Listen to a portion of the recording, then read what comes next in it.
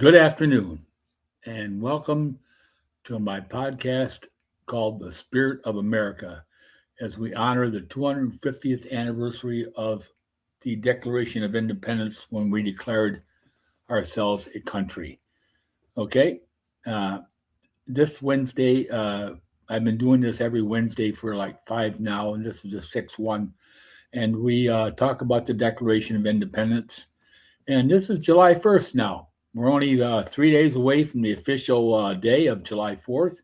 But as some people do not realize that the Declaration of Independence was signed the day prior on December, on July 3rd by Thomas Jefferson and another man, Thurston, uh, who signed it first so they could get the word out.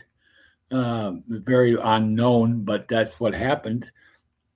But prior to the declaration, they had five men who were assigned a committee. Okay, from the meeting they had back on June the 7th.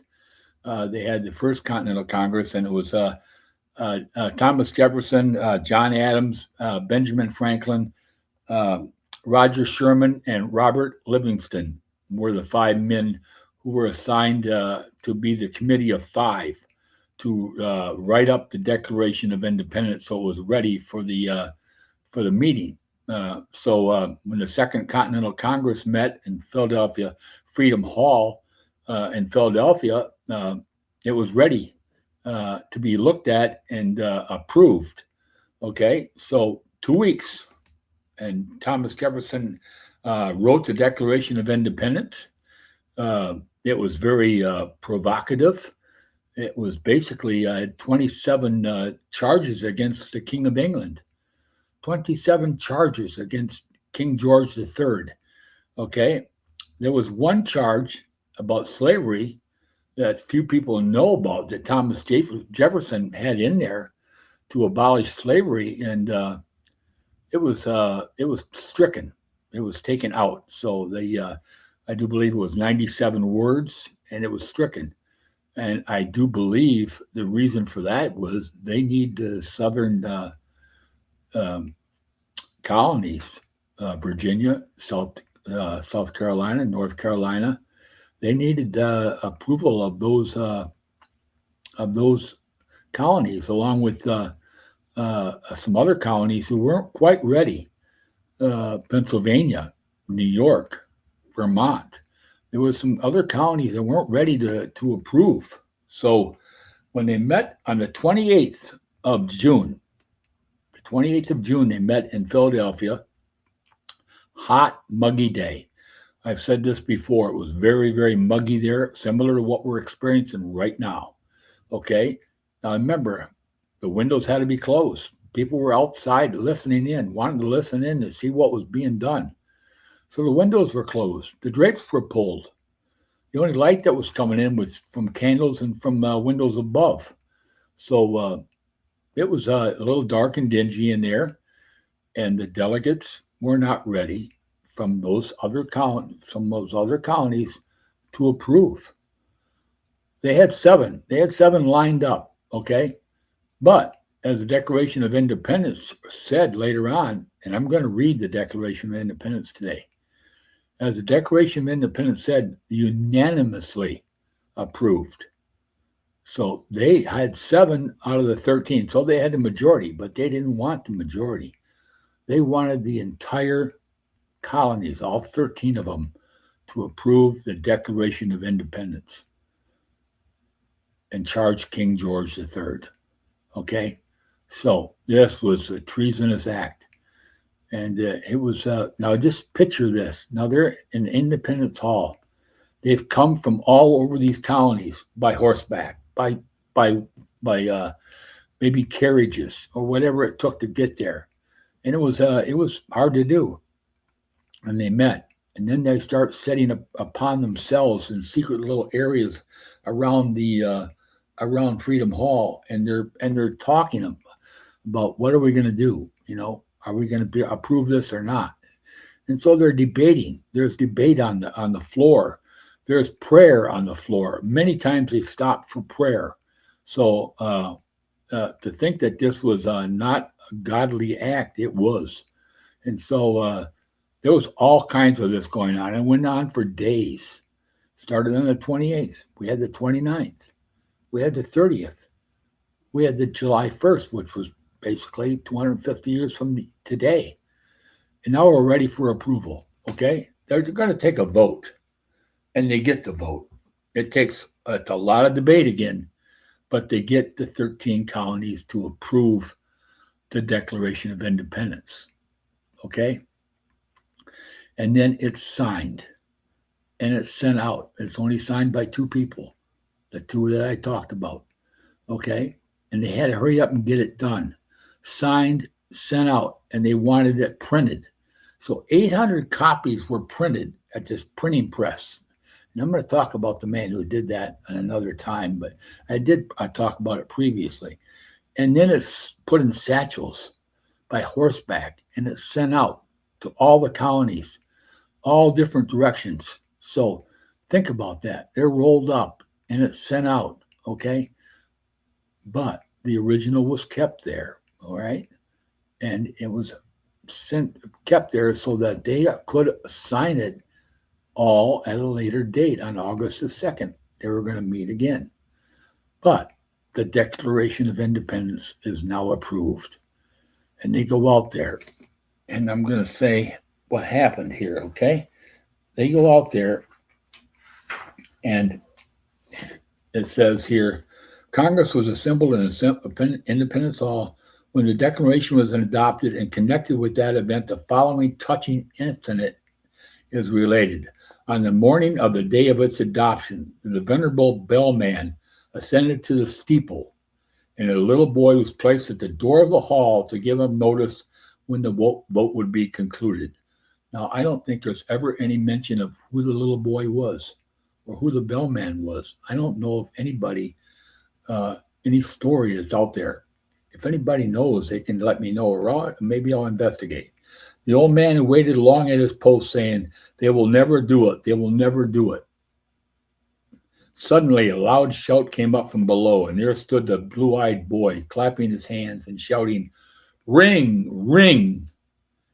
Grasping the iron tongue of the bell, backward and forward, he hurled it to 100 times, proclaiming, "Liberty to the land and to the inhabitants thereof."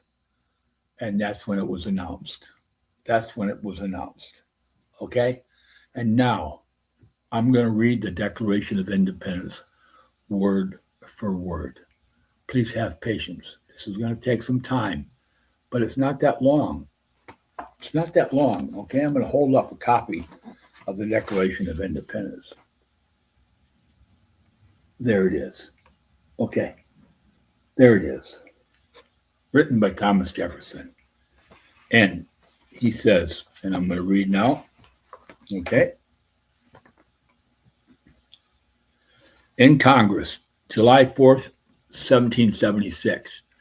The July 4th date was put on there, even though it wasn't quite July 4th yet. The unanimous declaration of the 13 United States of America. When in the course of human events it becomes necessary for one people to dissolve the political bands which have connected them with another, and to assume among the powers of the earth the separate and equal station to which the laws of nature and of nature's God entitle them. A decent respect to the opinions of mankind requires that they should declare the causes which impel them to the separation. We hold these truths to be self-evident, that all men are created equal, that they are endowed by their Creator with certain unalienable rights. That is a very powerful statement. That among these are life, liberty, and the pursuit of happiness. That to secure these rights, governments are instituted among men, deriving their just powers from the consent of the governed. That forever any form of government becomes destructive to these ends, it is the right of the people to alter or abolish it and to institute a new government. Wow. laying its foundation on such principles and organizing its powers in such form as to them shall seem most likely to affect their safety and happiness. Prudence, indeed, will dictate that government long established should not be changed for light and transcendent causes, and according all experience it hath shown that mankind are more disposed to suffer which evils are sufferable than to right themselves by abolishing the forms to which they are accustomed. But when a long train of abuses and, and usurpations pursuing invariably the same object evinces a design to reduce them under absolute despotism, it is their right, it is their duty to throw off such government and provide new guards for their future security. Now they're talking about Great Britain. Such has been the patient sufferance of these colonies, and such is now the necessity which constrains them to alter their former systems of government. The history of the present King of Great Britain is a history of repeated injuries and usurpations, all having to direct object the establishment of absolute tyranny over these states. To prove this, let facts be submitted to a candid world. Here we go. He has refused his assent to laws, the most wholesome and necessary for the public good. When he says he, that's King George III. Here come the 27 charges. He has forbidden his governors to pass laws of immediate and pressing importance, unless suspended in their operation till his assent shall be obtained, and when suspended, he has utterly neglected to attend them. So he's never been here. He has refused to pass other laws for the accommodation of large districts of people, unless these people should relinquish the right of representation in the legislature, a right inestimable to them and formable to tyrants only. He has called together legislative bodies. His place is unusual, uncomfortable, and distant from the depository of their public records for the sole purpose of fatiguing them into compliance with his measures. Wear them down. He has dissolved representative houses repeatedly for opposing with manly firmness his invasions on the right of the people. He has refused for a long time, after such dissolutions, to cause others to be elected, whereby the legislative powers, incapable of annihilation, have returned to the people at large for their exercise, the state remaining in the meantime exposed to all dangers of invasion from without and convulsions within. He has endeavored to prevent the population of these states for that purpose, obstructing the laws for naturalization of foreigners, refusing to pass others to encourage their migration hither, and raising conditions of new appropriations of lands. He's taking away lands. He's refusing migration. This is the King of England. He has endeavored to prevent the population of these states for that purpose, obstructing the laws and naturalizations. Oops, I've already read that, sorry. He has obstructed the administration of justice by refusing his assent to laws for establishing judiciary powers. He has made judges dependent on his will alone for the tenure of their offices and the amount and payment of their salaries. His own judges he appointed. You know how they were going to judge and rule. He has erected a multitude of new offices and sent hither swarms of offices to harass our people and eat out their substance. He has kept among us in times of peace standing armies without the consent of our legislators. He's got standing armies, and they were taking, they were living in quarters of the people, and that they just had to do it. Okay. He has affected to render the military independent of and superior to the civil power. He has combined with others to subject us to jurisdiction foreign to our Constitution and unacknowledged by our laws, giving his assent to their acts of pretended legislation. For quartering large bodies of armed troops among us, there is a quartering. Quartering. That means you had to take in the soldiers into your houses, house them, feed them, clothe them. Okay? For protecting them by a mock trial from punishment for any murders which they should commit on the inhabitants of these states. For cutting off our trade with all parts of the world, so we weren't allowed to trade. King of England refused it. For imposing taxes on us without our consent. For depriving us in many cases of the benefits of trial by jury. For transporting us beyond seas to be tried for pretended offenses.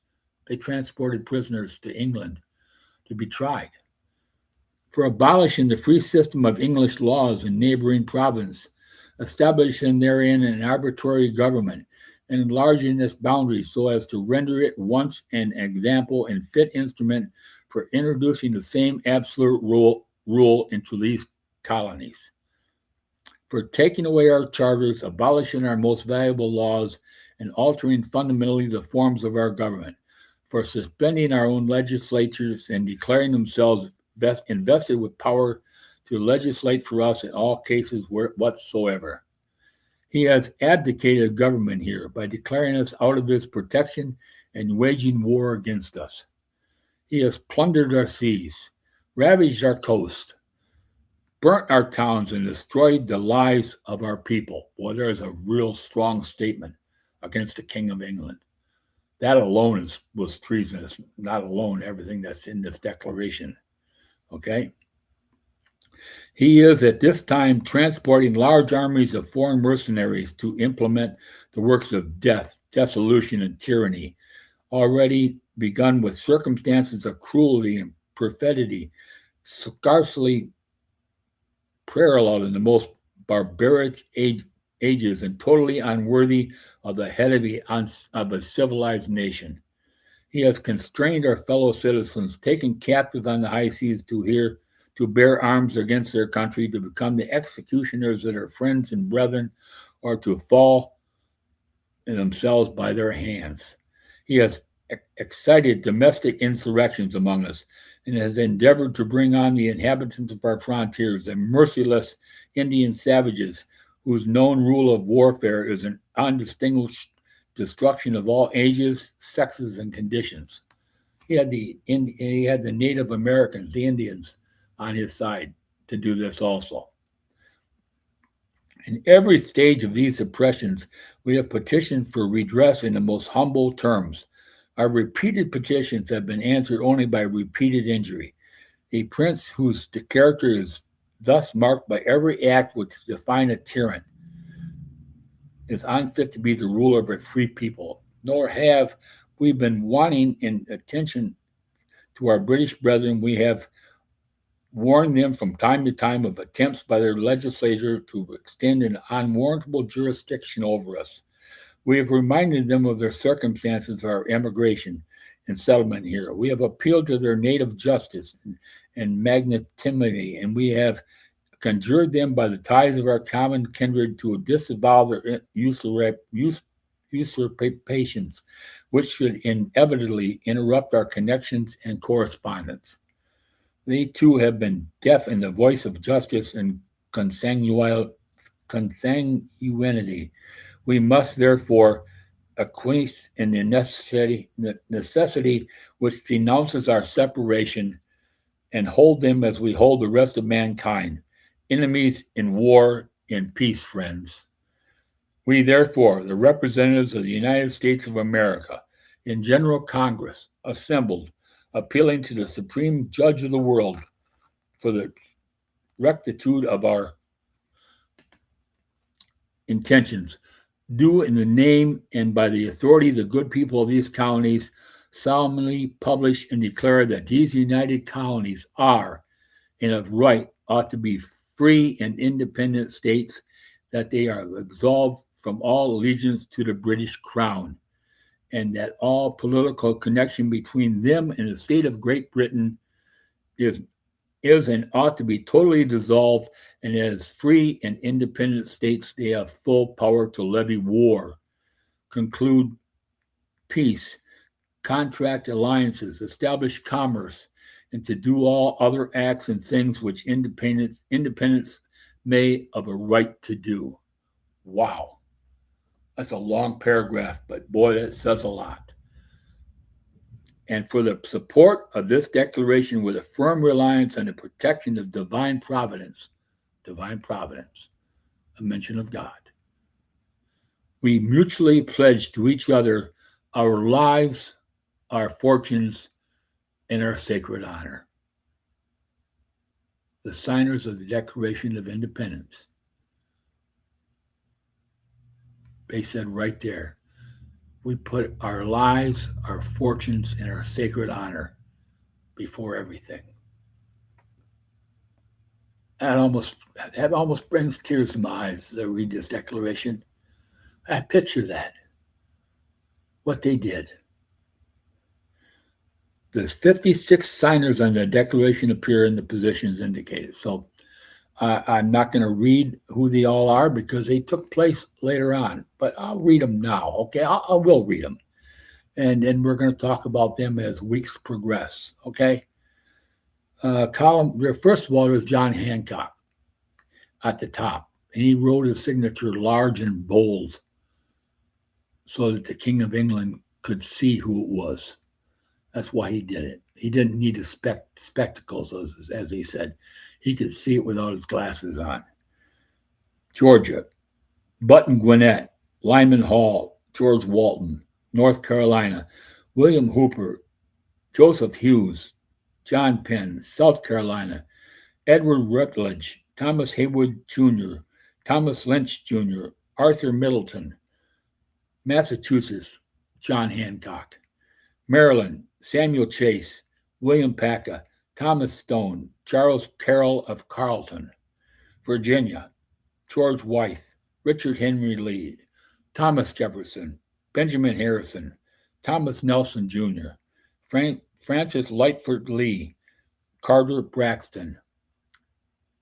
Pennsylvania, Robert Morris, Benjamin Rush, Benjamin Franklin, John Morton, George Clymer, James Smith, George Taylor, James Wilson, George Ross. Delaware, Caesar Rodney, George Reed, Thomas McKean. New York, William Floyd, Philip Livingston, Francis Lewis, Lewis Morris. New Jersey, Richard Stockton, John Witherspoon, Francis Hopkinson, John Hart, Abraham Clark. New Hampshire, Josiah Bartlett, William Whipple. Massachusetts, again, because John Hancock signed earlier. Samuel Adams, John Adams, Robert Treat Payne, Elbridge Gerry. Rhode Island, Stephen Hopkins, William Ellery. Connecticut, Roger Sherman, Samuel Huntington, William Williams, Oliver Walcott. And New Hampshire, Matthew Thornton. There are the 56 signers of the Declaration of Independence.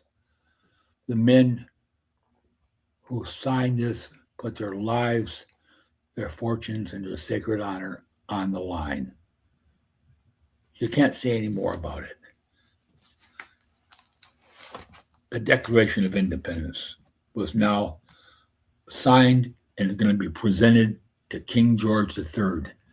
It was going to be sent by ship across this ocean because you remember, King George doesn't know this. It's going to take some days before he finds out.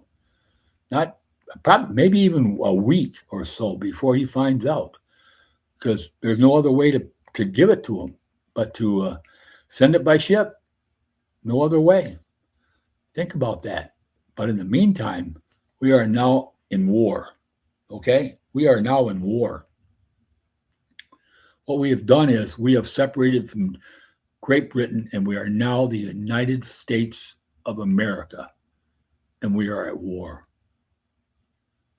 So, the greatest army in the world, the greatest navy in the world, is now going to be taken up by farmers and bankers and legislators and lawyers and every kind of men there is in America, and there isn't very many, and we don't have the arms.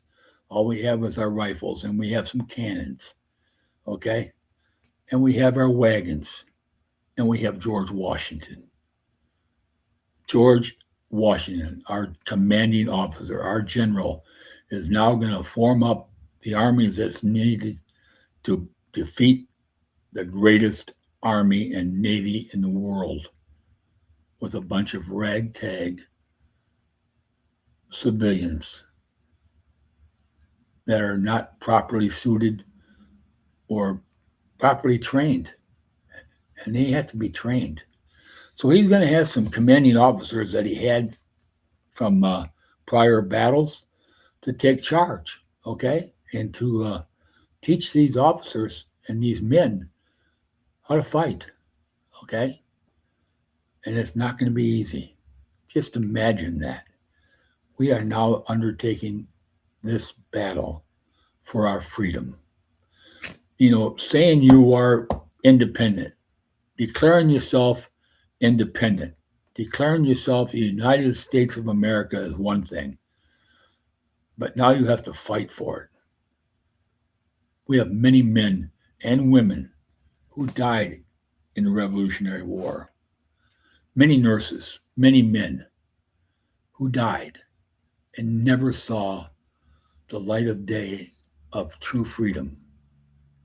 Declaring it was one thing, but getting it was taking some time. And these men, these women, they sacrificed everything for us, for our freedoms. And we're going to talk about freedoms later on, because there were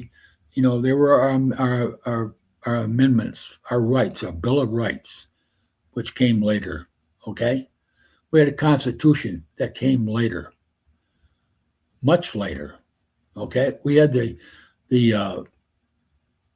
General Washington taken over as the president. Was it in 1776? No. Was it in 1789? No. Was it in the early 1800s? No. It wasn't until 1789 when President George Washington took charge. Think about that. 12 years later. 13 years later, I'm sorry. 13 years before he became president. That's how long it took before we were. Now, the war ended prior to that, and don't get me wrong, but now we had to get a government together. All those things had to take place. But first, we had to defeat the British and the army. And we also had help from France. That'll come later. Okay? But it's all taking place thanks to what took place in Independence Hall. Okay? Those men that sat there and discussed and debated and talked 3, 4, 5, 6 days. Okay? They talked and met in hot, humid weather, in secrecy.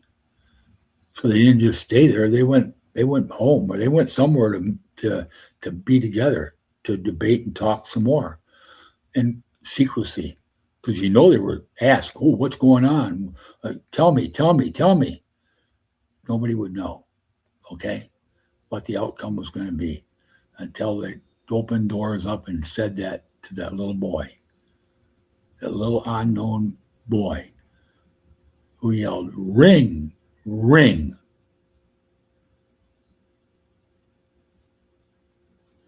Ladies and gentlemen, we have a lot to be thankful for in this country, the greatest country in the world, the greatest country that ever was. We have freedoms to do almost anything. Right now, we have visitors here from other countries for the World Cup soccer, football, as they say. and they are seeing what we have. A lot of them had no idea. They're raving over ranch dressing. They're raving over air conditioning.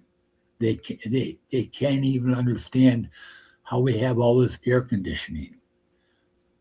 They're raving over hot dogs and just normal things that we take for granted. They're not taking it for granted. They're seeing it firsthand. And we should never take it for granted. We should get on our knees and thank our founding fathers for what they gave us. We should be on our knees thanking them for giving us the greatest country in the world. So, ladies and gentlemen, I hope you enjoyed this session. I'll have another session next Wednesday, the 8th. I hope I do. Our anniversary is the 7th, so we're going to go out of town, and hopefully I'll be back on the 8th. If not, I'll have it another day. But give thanks, and God bless America.